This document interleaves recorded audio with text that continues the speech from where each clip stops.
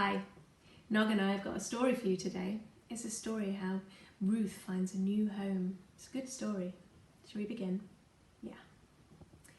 Naomi was lonely. Her husband was dead, and so were her two sons. And she was living in a country that was far from home, with her sons' widows, Orpah and Ruth. They were lovely. "I'm going home," said Naomi to her daughter-in-law one day.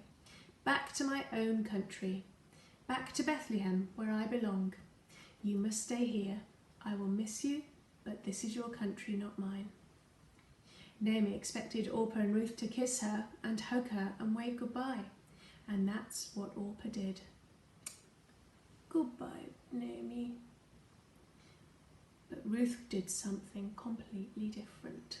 She kissed her and she hugged Naomi, and then she said, "I'm coming with you." "What?" "Why?" said Naomi. "Why leave your people and your home to travel to a place you do not know? Here you have a chance of finding a new husband. I can't give you that." But no matter what Naomi said, Ruth would not change her mind. She cared for Naomi and wanted to make sure that she returned home safe and sound. "I'm going with you," she said, "and that's all there is to it. From now on, your people will be my people, and your God will be my God." So Naomi and Ruth went to Bethlehem. And while Naomi greeted all of her relatives, Ruth went off to find a job. But that was hard because she came from a different country. So she ended up gathering bits of barley in a field that belonged to a man named Boaz, bits that were left behind when the workers collected the grain. Boaz soon noticed Ruth. He had heard about what she'd done for Naomi. He admired her courage and her loyalty, and he also took a shine to her. And that is why the next day he told his workers that they should leave a bit more barley behind on purpose. Now Ruth would have more to take home to eat. Ruth was delighted, and when she told Naomi what happened and showed her all the barley she found, Naomi asked her who the field belonged to. "It's a man named Boaz," said Ruth.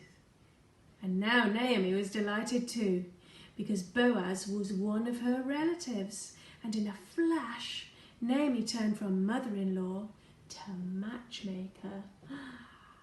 She said, "Put on your best dress and a little perfume too. You're going to visit Boaz tonight, Ruth." "Yes, you are."